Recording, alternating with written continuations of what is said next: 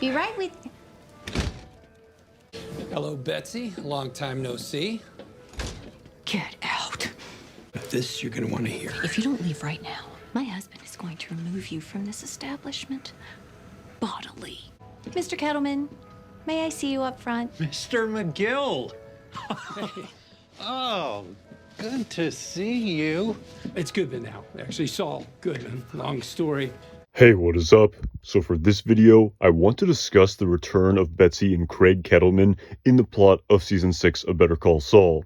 So as we all certainly remember, the Kettlemans first appeared in Season 1 of Better Call Saul in the very first episode of the series entitled Uno, as part of the storyline surrounding Jimmy McGill trying to acquire the position of their legal representation following Craig embezzling $1.6 million from Bernalino County when he served as the county treasurer. Now, while there were a ton of plot details that ensued between these two characters as part of the storyline that season, in the big picture, following Betsy and Craig firing HHM for wanting them to take a plea deal due to the fact that Craig was dead to rights guilty of this crime, they then instead went to then Jimmy McGill for legal representation following them initially rejecting him as being the type of lawyer that only guilty people hire.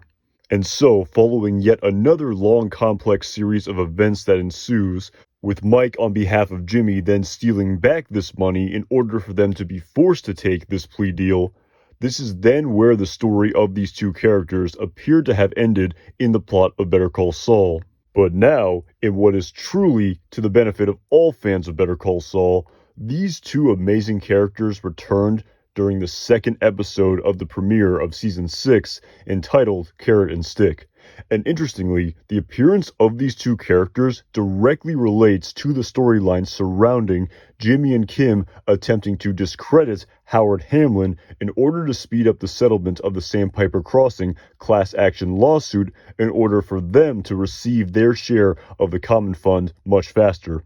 And while I have discussed the motivations of Jimmy and Kim's actions here as part of this storyline in a previous video, for this video, I specifically want to take a look at the Kettlemans' role in this scheme in Season 6. Alright, so during this season, it was displayed to us that instead of career-ending consequences for Howard Hamlin, Jimmy and Kim instead decided to attempt to frame him for something more along the lines of character assassination that would also still leave him standing as a lawyer, but would just make Clifford Maine, the lead partner at Davison Maine, want to settle the Sandpiper Crossing case immediately due to his reservations about Howard Hamlin personally.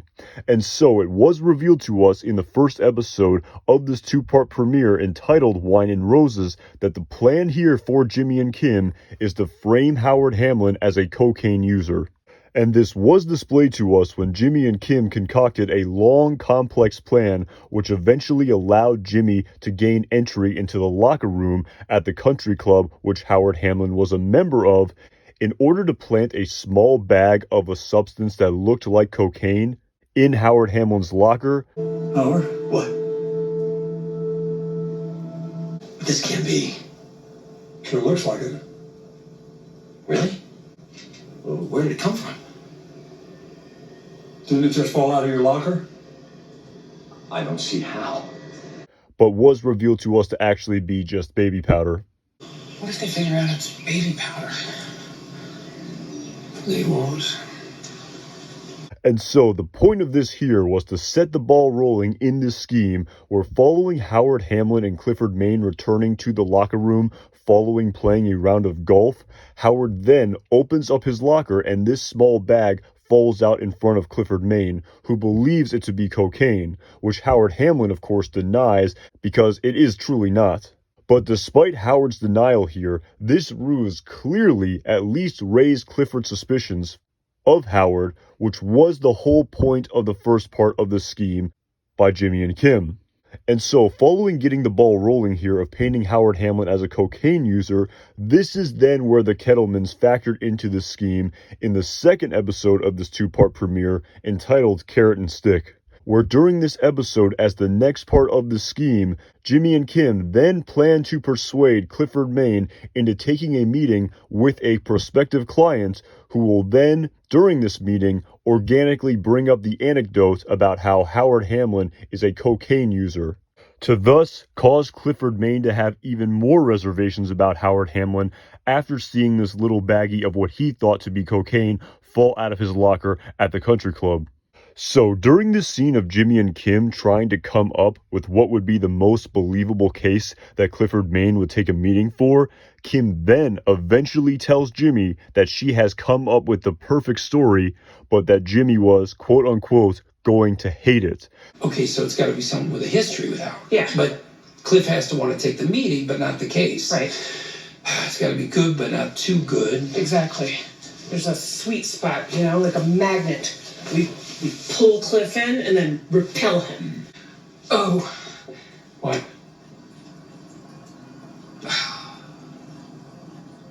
You are going to hate this. This then leads Jimmy to drive to a tax servicing business with a large inflatable 30-foot tall Statue of Liberty on the property, the owners of which is revealed to us to be none other than Betsy and Craig Kettleman, the former of whom was visibly angered when Jimmy first entered their business, based on her outrage of him stealing their money in season 1 of Better Call Saul. Then following Betsy trying to forcefully make Jimmy leave with the help, in air quotes, of her husband, Craig, Jimmy then offers to legally represent them in order to exonerate Craig of his felony embezzlement conviction, telling them that their case contains the basis for a civil lawsuit.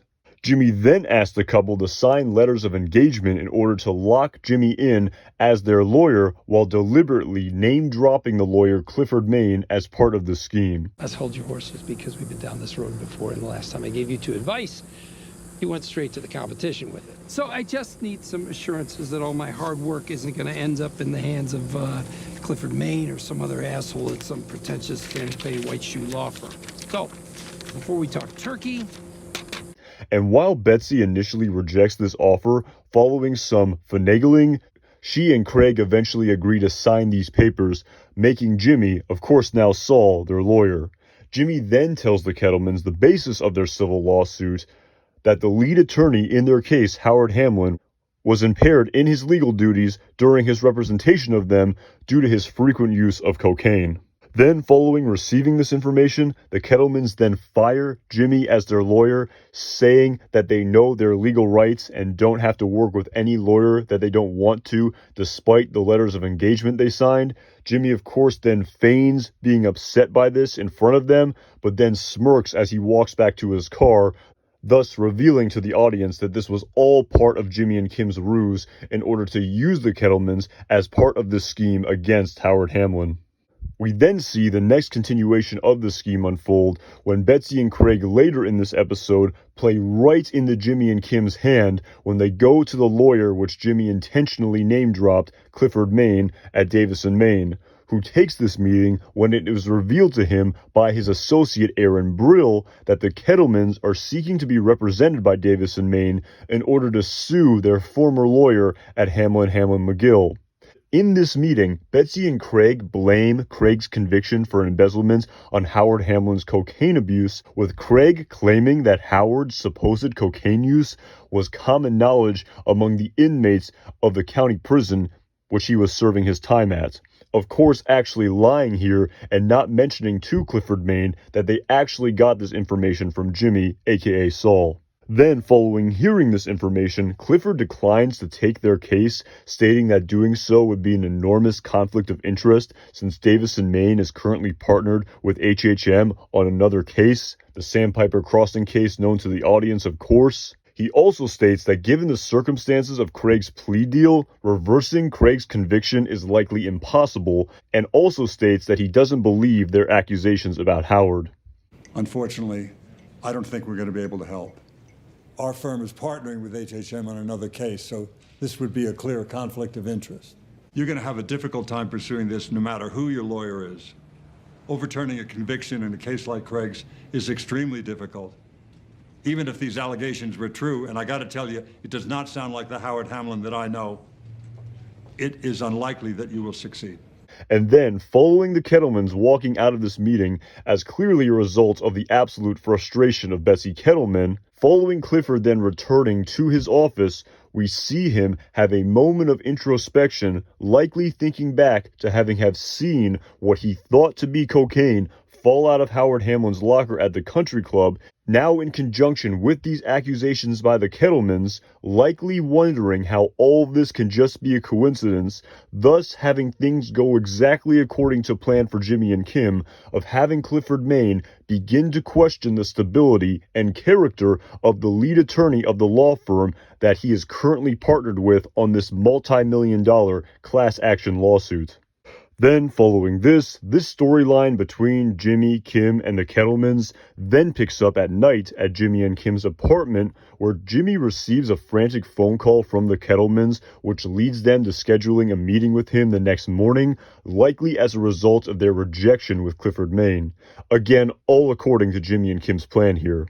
After this phone call, Jimmy then goes into the duffel bag containing the money he received for picking up Lalo's bail money at the border, and then takes out a decent-sized wad of cash from the stash. Kim then asks whether Jimmy will use the stick method on the Kettlemans, to which Jimmy replies that they are more of the quote-unquote the carrot types. You're gonna use the stick, right? The stick, yeah, well, it's a big stick. It's huge. But I know these people.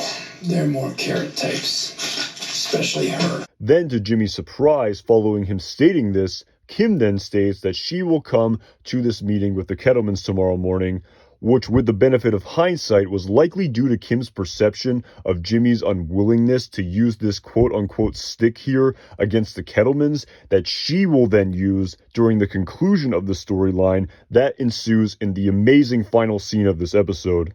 And so, during this meeting, during the final scene of this episode, Betsy angrily tells Jimmy, as Kim looks on, that Craig and herself went to 4 different lawyers, including Clifford Maine, and all of them told them that they have absolutely no case against Howard Hamlin, which then, as a result, made them realize that Jimmy and Kim just used them to engage in character assassination against Howard Hamlin as a cocaine user.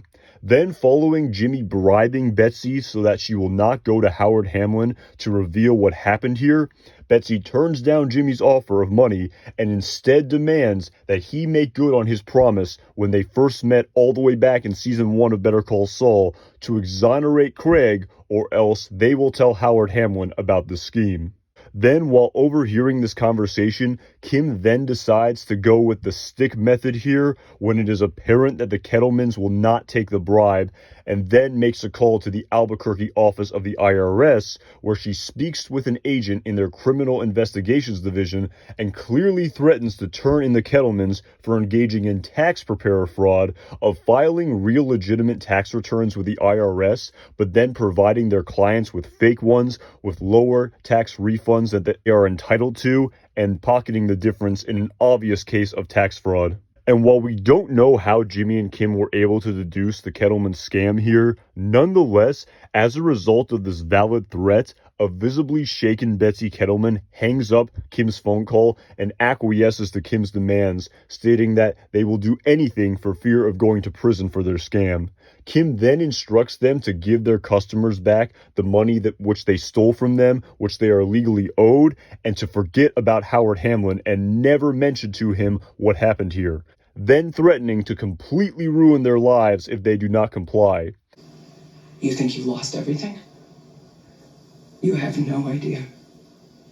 Betsy and Craig are of course then left visibly broken and completely defeated, thus completing this stage of this scheme against Howard Hamlin for Jimmy and Kim, and also tying up the Kettlemans as loose ends.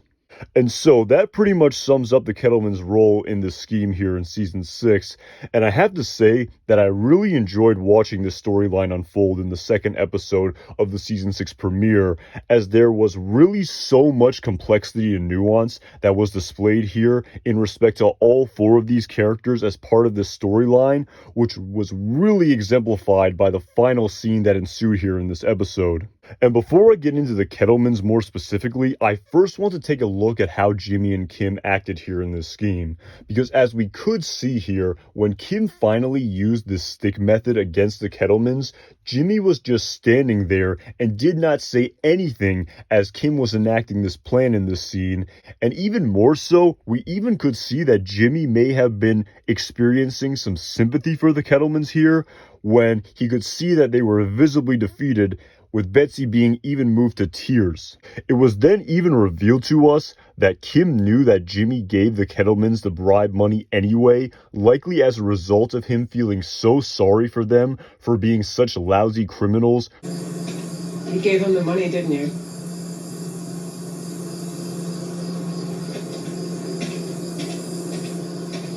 Who are really oblivious of just how bad at this they are, which was really exemplified by Jimmy's statement of wolves and sheep at the end of this episode. Wolves and sheep. Huh? Nothing. A direct callback to season 2 of Better Call Saul in the episode entitled Inflatable, as part of the cold opening flashback scene to Jimmy McGill as a child, where a man who conned his father tells Jimmy that there are wolves and sheep in this world, and to figure out which one you are going to be. There are wolves and sheep in this world, kid. Wolves and sheep. Figure out which one you're gonna be.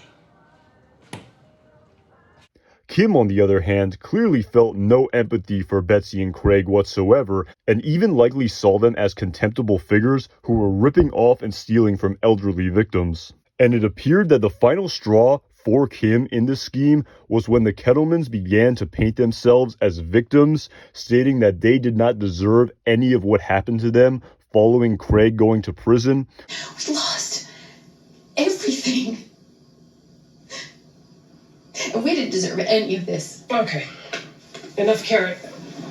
Which of course is quite ironic, being that they, and let's be honest here, mostly Betsy being the puppet master of Craig, stole $1.6 million of taxpayer money from the citizens of Bernalino County.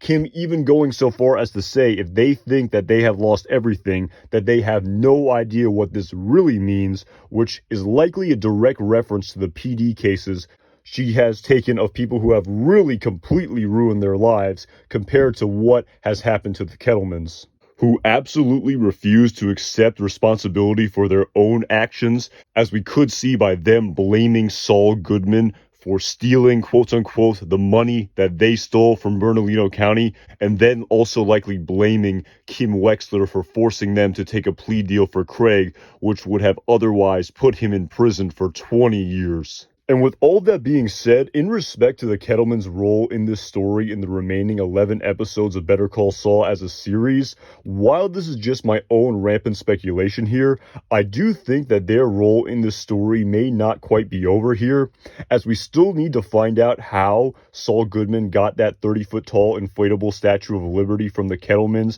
and put it on top of his office at the law offices of Saul Goodman and Associates, who also, as a side note, may have also somewhat inspired Saul Goodman's eventual Cathedral of Justice, as we could hear by the same music of Glory Hallelujah being played in the Kettleman's business that Saul Goodman would eventually also use as one of his waiting room pieces of music in his office in the plot of Breaking Bad.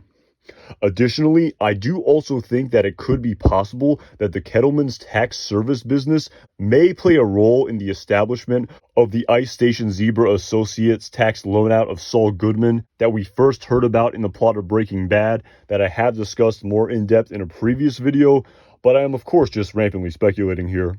And finally, in respect to the Kettleman's ultimate fate in this series, after having watched the episode of American Greed featuring Saul Goodman that was created as a teaser for season 6 of Better Call Saul, I do wonder if the Kettleman's wish of Craig's exoneration at the hands of Saul Goodman may eventually somehow come true prior to the conclusion of this series, as Betsy and Craig Kettleman were displayed here in this documentary as quote-unquote victims of Saul Goodman, and I don't think a convicted felon could be deemed a victim here. So maybe, just maybe, a storyline as part of this scheme will ensue where Saul somehow is able to overturn Craig's felony conviction and exonerate him, As Craig himself said, and I am paraphrasing here, if anyone can do this, it's Saul Goodman. Do what you promised. Do what I what? Exonerate Craig. Get his good name back. All right, well, as you've been advised, for a number of reasons, that's not going to happen. It is gonna happen.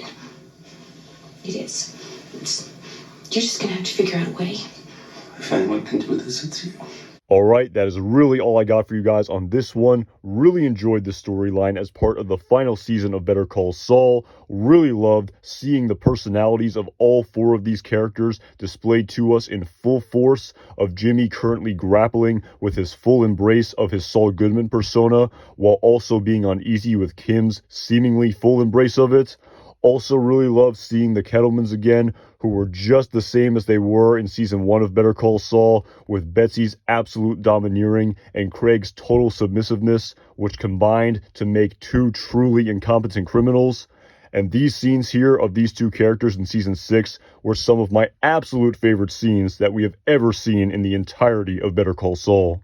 Can't wait to see what is to come for all 4 of these characters in the show's final 11 episodes. Can't wait to see who is following Jimmy and Kim after they left the Kettleman's office, which appears to be a direct callback to the official trailer for season 6 of Better Call Saul, where Kim asked Jimmy, "Do you ever feel like you are being followed?" And I definitely look forward to making many more videos about this storyline over the course of season 6. And as always, my name is Anton Jackson. Thank you so much for watching this video.